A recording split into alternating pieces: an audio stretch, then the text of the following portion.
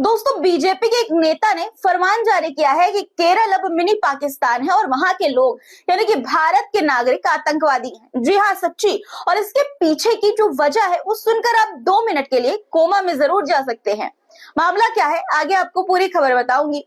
अगर आप बोर हो रहे हैं और आपको सच में मजे लेने हैं तो भारतीय जनता पार्टी के नेताओं का बयान सुन लीजिए। कभी केरल को मिनी पाकिस्तान बता देंगे, कभी कहेंगे कि पीओके लेने वाले हैं और कभी आतंकवाद के आरोपी को पार्टी में शामिल करके उन्हें देशभक्त घोषित कर देंगे। जी हाँ, एक आतंकी आरोपी का बीजेपी में स्वागत हुआ है। आज अंधभक्तों की नींद उड़ने वाली है, उन्हें नींद नहीं आएगी क्योंकि ऐसी खबरें बता रही हूँ जो उनका हाजमा बिगाड़ सकती है। एक तरफ तिरुपति मंदिर के अध्यक्ष की बेटी के इस्लाम धर्म अपनाने की खबर है तो दूसरी तरफ बाबा जी ने इनडायरेक्टली बीजेपी की पोल खोलकर रख दी है। और अंत में आपको चैट जीपीटी का एक ऐसा वीडियो दिखाऊंगी जो कुरान को और बाइबल को लेकर है, और इस वीडियो को देखने के बाद आपको समझ में आ जाएगा कि क्या है इस्लाम और उसकी पाक किताब कुरान, जिसे लिखने में चैट जीपीटी भी डर गया। मामला क्या है, पूरी खबर विस्तार से जानने के लिए वीडियो अंत तक देखिएगा। और दोस्तों, सबसे पहले लाइक कर दीजिए अगर नहीं किया है, और हर रोज लाइक करते हैं तो बहुत सारा शुक्रिया। और कमेंट में जहां से आप हमारा ये वीडियो देख रहे हैं वहां का नाम अपने नाम के साथ जरूर लिखा करिए और अपनी राय खबरों पर भी जरूर लिखा करिए। चलिए अब शुरू करते हैं वीडियो। द लाइव टीवी, सच सबसे आगे। आदाब दोस्तों, मेरा नाम है मिसबा खान और आप मुझे द लाइव टीवी पर देख रहे हैं। सबसे पहले वो खबर जो आपको पल भर के लिए चुप करा सकती है, क्योंकि आपके पास शब्द ही नहीं बचेंगे कुछ कहने को। आपको समझ नहीं आएगा कि कहे तो आखिर क्या कहे। ये है महाराष्ट्र के मंत्री और बीजेपी के नेता नीतीश राणे। विवादों से इनका बड़ा गहरा नाता है, रिश्ता है, और विवादित बयानों से अपनी रिश्तेदारी निभाते हुए इन्होंने एक बार फिर से विवादित बयान दिया है। कह रहे हैं कि केरल अब मिनी पाकिस्तान है और वहां के लोग यानी कि भारत के नागरिक आतंकवादी हैं। बीजेपी नेता ने ये आपत्तिजनक बयान जो है वो राहुल गांधी और प्रियंका गांधी वाड्रा के केरल से चुनाव जीतने को लेकर दिया है। राहुल गांधी और प्रियंका गांधी पर हमला करते हुए नीतीश राणे ने कहा कि केरल मिनी पाकिस्तान है, इसलिए राहुल और उनकी बहन वहां से चुनाव जीतते हैं। सभी आतंकवादी उन्हें वोट देते हैं। ये सच है, आप पूछ सकते हैं। ये आतंकवादियों को अपने साथ लेकर सांसद बने हैं। बेगैरती की हद देखिए। मुसलमानों से नफरत में ये लोग इतने अंधे हो गए हैं कि केरल में रहने वाले लोगों को भी आतंकवादी बता रहे हैं। वाह, देशभक्ति का नया पैमाना सेट कर दिया है बीजेपी के नेताजी ने। अब शायद बीजेपी वाले वोटर आईडी कार्ड पर धर्म और देशभक्ति का सर्टिफिकेट भी जोड़ देंगे। मतलब अगर केरल में भारतीय जनता पार्टी नहीं जीती तो वो पाकिस्तान हो गया। तो अब क्या हर वो राज्य जो बीजेपी को वोट नहीं देता है उसे भी देशद्रोही घोषित कर दिया जाएगा? महाराष्ट्र के मंत्री नीतीश राणे ने केरल को मिनी पाकिस्तान, अपने देश को मिनी पाकिस्तान कहकर देश के उन करोड़ों लोगों की भावनाओं को ठेस पहुंचाया है जो इस देश की मिट्टी से प्यार करते हैं और गर्व से कहते हैं कि हम हिंदुस्तानी हैं। अब सवाल यह है कि क्या केरल की जनता के साथ इस तरह का व्यवहार बर्दाश्त किया जा सकता है? बीजेपी नहीं जीती तो केरल के लोगों को आतंकवादी बता दिया भाजपा नेता ने। राणे को शायद अब ये याद दिलाना पड़ेगा कि केरल वो राज्य है जहां की साक्षरता दर यानी कि लिटरेसी रेट देश में सबसे ज्यादा है, जहां हर धर्म और समुदाय एक साथ रहते हैं। लेकिन बीजेपी के नेता शायद नफरत का पाठ पढ़ाने में इतने व्यस्त हैं कि उन्हें इन तथ्यों से, इन फैक्ट से कोई फर्क नहीं पड़ता। नेताजी केरल में पढ़े लिखे लोग रहते हैं, उन्हें पता है कहां जाना है, कौन सही है और कौन गलत, कहां नहीं जाना है और कौन गलत है। एक तरफ बीजेपी के कुछ नेता अनाप शनाप नफरत फैलाने वाले बातें कर रहे हैं वोट बटोरने के लिए, और दूसरी तरफ कुछ नेता लंबी लंबी फेंक कर वोट बटोरते हैं। एक बयान मैं आपको सुनाना चाहती हूँ माननीय मुख्यमंत्री योगी आदित्यनाथ जी का। पहले आप ये बयान सुनिए। चुनाव के बाद मोदी जी को तीसरी बार प्रधानमंत्री बनने दीजिए। अगले 6 महीने के अंदर आप देखेंगे कि पाक अधिकृत कश्मीर भी भारत का हिस्सा हुआ। योगी जी ने मई में फरमाया था कि तीसरी बार मोदी प्रधानमंत्री बने तो 6 महीने में पीओके भारत का होगा। अब 6 महीने तो मेरे ख्याल से बीत चुके हैं। पीओके यानी कि पाक अधिकृत कश्मीर भारत अधिकृत कश्मीर हो गया क्या? ये खबर तो अभी तक नहीं मिली मुझे। मुझे तो नहीं पता, आपको मिली है तो कमेंट में मुझे बता दीजिएगा। कहीं ये बीजेपी की पहचान हवाई फायरिंग और झूठे वादे के अंतर्गत दिया गया बयान तो नहीं था ना, या फिर व्हाट्सएप फॉरवर्ड के लिए दिया गया बयान जो हकीकत से कोसों दूर रहता है। मकसद सिर्फ वोट बटोरना तो नहीं था ना इस बयान का। मजे की बात तो देखिए, हवा में गोली की तरह बयान चला दिया गया, जनता ने ताली बजाई और भूल गई, कोई सवाल नहीं। इसी को कहते हैं अंधभक्ति और इसी का फायदा नेता लोग उठा लेते हैं। अब एक और दिमाग चकरा देने वाली खबर सुन लीजिए। 2018 में लश्कर तैयबा के लिए टेरर फंड करने वाले आरोपी संजय सरोज का बीजेपी में जोरदार स्वागत हुआ है। मतलब शामिल हो गए हैं ये महाशय बीजेपी में। वही बीजेपी जो देशभक्ति का ढोंग रचती है, खुद को देशभक्त बताती है और दूसरों को देशद्रोही, आज आतंक के आरोपियों को जो जेल जा चुके हैं उनको गले लगा रही है। गोदी मीडिया भी इस मुद्दे पर खामोश है, चुप्पी साधे हुए बैठी है। अब दोस्तों देखिएगा, संजय सरोज ने पार्टी का झंडा उठा लिया है तो अब कुछ ही दिनों में उनके सारे गुनाह धुल जाएंगे। देखिएगा कि लश्कर तैयबा आतंकी संगठन नहीं है। मीडिया वाले, हमारे भारत के मीडिया वाले ऐलान कर देंगे, ये लग जाएंगे साबित करने में। मतलब घर वापसी का नया मतलब अब हो गया है गुनाह माफ, आतंक साफ। अब भक्तों को करंट लगने वाली खबर आपको बताऊं, अगर आप मना भी करेंगे तो भी मैं बताऊंगी। तो सुनिए, तिरुपति मंदिर के अध्यक्ष की बेटी ने इस्लाम कबूल कर लिया है। प्यारे नबी मोहम्मद सल्लल्लाहु अलैहि वसल्लम की शिक्षाओं से प्रेरित होकर ये कदम उन्होंने उठाया है। अब भाई इस खबर के बाद भक्तों का डेटा क्रैश हो गया है। अब वो सोच रहे हैं क्या करें, क्या कहें, इसे घर वापसी का केस बनाए या चुप्पी साध ले। लेकिन इतना मत सोचिए, छोटे से दिमाग पर ज्यादा जोर देना अच्छी बात नहीं है। यहाँ पर ये चुप रहेंगे, घर वापसी के नारे लगाने वालों की हिम्मत नहीं होगी कुछ बोलने की, और रास्ता चलते आम लोगों को हिंदुत्ववादी धर्म के ठेकेदार परेशान करते हैं।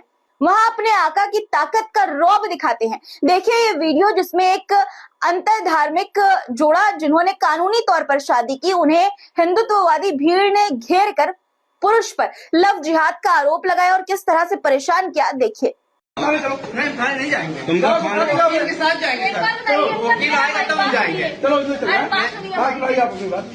हमने कोर्ट से शादी की है। क्यों आपने शादी किया इससे? आपको हिंदू लड़के नहीं मिलते? आपको मैडम हाथ जोड़ रहा हूँ, अपने घर को मत बदनाम करिए, हाथ जोड़ रहा हूँ, घर को मत बदनाम करिए। ये जेल जाएंगे, चुप, ये जेल जाएंगे, ये जेल जाएंगे, ये जेल जाएंगे। ये लव जिहाद है, ये लव जिहाद है। मैडम अपने माँ बाप को क्यों नहीं बुला रही हो? जब आप तो क्या कर रहे हैं तो माँ बाप को बुलाइए। माँ बाप है आपके, कहाँ तुम्हारा घर ग्वालियर दिखाइए, तुम्हारा घर ग्वालियर में है, घर पे रखा हुआ है। आप घर पे रखा हुआ है, कुछ नहीं है तो शादी कैसे कर लिया? आधार कार्ड कहाँ है तुम्हारा? रखा हुआ है ना, बिना आधार कार्ड की शादी कैसे होता है? कैसे यहाँ आ गई? जेल जाने के लिए तैयार हूँ, मैंने अपनी मर्जी से करी है ना, लाइफ मेरी है। मर्जी क्या होता है? जब जिहाद कानून बन रहा है उसी मर्जी दिखा रही हो। देखा आपने, लड़की बार बार कह रही है ये मेरी जिंदगी है, मैंने अपनी मर्जी से शादी की है, पर ये हिंदुत्ववादी भीड़ मानने को तैयार नहीं है। भीड़ ने इसे लव जिहाद का नाम देकर मामले को सांप्रदायिक रंग देने की भरपूर कोशिश की। क्या किसी की निजी जिंदगी में दखल देना अब संस्कृति बन गई है? क्या अब किसी की जिंदगी, किसी की मर्जी भी इस देश में हिंदुत्ववादियों की प्रॉपर्टी हो गई है? जवाब कमेंट में लिखिएगा। अब एक और वीडियो देखिए जरा, उसके बाद बताऊंगी कि वीडियो में चल क्या रहा है आखिर।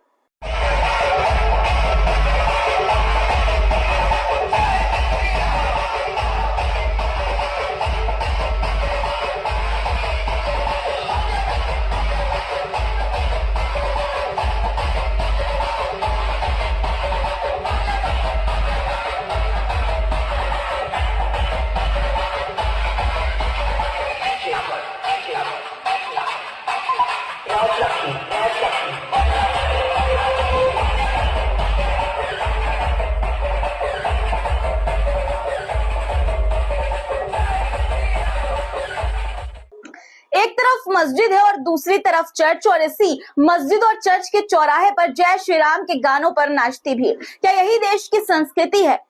ये हिंदुत्ववादियों का कौन सा धर्म है जो दूसरों को अपमानित करने पर आधारित है? इस भीड़ को क्या समझाना पड़ेगा कि धर्म का मतलब सम्मान और स्थिरता होती है, ना कि नफरत फैलाना? नफरत की एक और तस्वीर आपको दिखाना चाहती हूँ। देखिए पहले आप ये वीडियो।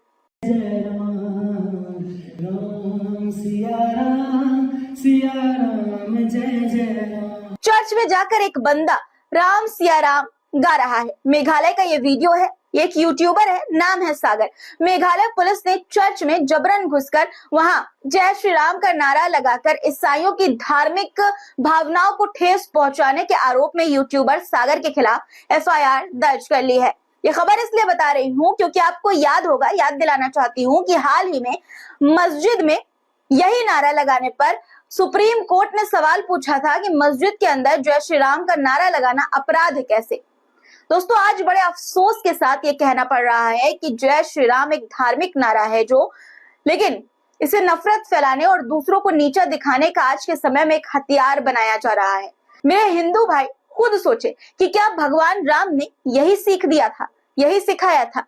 देश में नफरत कैसे फैलाई जा रही है, इसकी एक और तस्वीर मैं आपको दिखाना चाहती हूँ। आपकी स्क्रीन पर कुछ स्क्रीनशॉट है, देखिए इसे। ट्विटर पर एक बंदे ने इसको शेयर करते हुए ये लिखा है कि पहले ये आयशा खान बनकर मुस्लिम समाज को गाली देता था, अब आयशा से विनीता यादव बनकर यादव समाज को गाली देता है। बीजेपी आईटी सेल ने गाली देने के लिए ऐसे कई अकाउंट बनाए हैं, इनसे सावधान रहें। क्या वाकई बीजेपी के आईटी सेल का असली काम यही है कि फर्जी अकाउंट बनाकर समाज में नफरत फैलाना? सोचिए, जिनके पास देश के विकास के लिए अच्छी योजना न हो, वही ट्रोलिंग और गाली देने की फुल प्रूफ प्लानिंग इस तरह से कर सकता है। एक तरफ ये लोग नफरत फैलाने में व्यस्त हैं और दूसरी तरफ कुछ बाबा लोग मुस्लिम कंट्रीज की तारीफ कर रहे हैं। वहां पर गए, वहां से आने के बाद किस तरह से वहां की तारीफ कर रहे हैं, वो अंधभक्तों को जरूर सुनना चाहिए और इससे अंधभक्तों की आंखें जरूर खुलेगी, शौक जरूर लगेगा। देखिए, सुनिए। मैं दुबई गया कथा करने, मैंने दुबई को देखा। खुद का पानी नहीं उस देश में, लेकिन वो देश इतना हरा भरा है। दूसरे देशों से माटी मंगाई, पेड़ पौधे लगाए, सड़कों के किनारे फूल खिले हुए हैं। इतना सा गड्ढा नहीं है किसी सड़क में। वहाँ सड़कें बनती हैं 50 साल के लिए, और हमारे यहाँ सड़कें बनती हैं, एक बारिश आई सड़क बह गई। अब सोचिए, इतने बड़े देश में क्राइम जीरो है, चोरी नहीं होती। सोने की दुकान खोल के चला जाए कोई चुराने वाला नहीं। और हमारे यहाँ तो तुम कथा सुनने आई हो, चप्पल उतार दो, तुम्हारी चप्पल गायब हो जाएगी 3 घंटे में। वहाँ नेता नहीं चलते, वहाँ राजा है एक, और वो राजा पूरे देश को घूम घूम के देखता है कि मेरे देश में कहाँ कमी है। और हमारे यहाँ नेता चलाए 2 कौड़ी का तो उसके पीछे 10-20 गाड़ियां चलती हैं, चलती हैं। वो अपनी लाव लश्कर में खर्चा करता है। उसे क्या मतलब कि तुम्हारे देश में कहाँ पानी बह रहा, कहाँ बाढ़ आ रही है। नाला साफ होता है, चैम्बर खोल के चले जाते हैं, उसमें कोई डूब के मर जाता है। ये दुर्दशा है और ये हमारे देश की हकीकत है और ये बेहद ही अफसोस के साथ मुझे कहना पड़ रहा है। खैर, अब आपको एक ऐसा वीडियो दिखाने जा रही हूँ जिसे देखने के बाद आपको प्राउड होगा कि आप ईमान वाले हैं, इस्लाम कबूल करने वाले हैं। देखिए, चैट जीपीटी से कुरान और बाइबल जैसे कुछ लिखने के लिए, कुछ रिप्लिकेट करने के लिए कहा गया, तो चैट जीपीटी ने जो जवाब दिया वो आपको जरूर सुनना चाहिए। ChatGPT, I have a question. Can you please write a surah similar to the Quran for me? I am unable to replicate or compose anything like the Quran. In Islam, the Quran is considered the direct word of God. It is unique in its language, style, and content. सुना आपने, जवाब मिला, मैं कुरान जैसी कोई चीज नहीं बना सकता और ना ही उसकी नकल कर सकता हूँ। इस्लाम में कुरान को अल्लाह का सीधा संदेश माना गया है, यानी कि अल्लाह का सीधा वर्ड माना गया है। इसकी भाषा और कंटेंट इतने अनोखे हैं कि इसका कोई मुकाबला ही नहीं है। और जब बाइबल रेप्लिकेट करने के लिए कहा गया तो क्या जवाब मिला, सुनिए। What about the Bible? Can you try replicating the Bible for me? Sure. Here's a verse inspired by the style of the Bible. The Gospel of ChatGPT, chapter 1, verse 1. Blessed are those who seek with pure hearts, for they shall find peace beyond understanding. Wow. So you can replicate the Bible, but not the Quran? I can recreate the Bible's style, but not the Quran's, due to its unique and divine status in Islamic belief, which makes replication impossible. That's crazy. What do you guys think? तो सुना दोस्तों, आज के लिए फिलहाल इतना है। इस वीडियो पर आपकी क्या राय है कमेंट में जरूर लिखिएगा। और अभी तक वीडियो देख रहे हैं और लाइक नहीं किया है तो ये बहुत गलत बात है। फटाफट लाइक का बटन प्रेस करिए, उसके बाद शेयर भी दोस्तों और रिश्तेदारों के साथ जरूर से कर दीजिएगा। फिर मुलाकात होगी कुछ नए मुद्दों के साथ, तब तक के लिए खुदा हाफिज।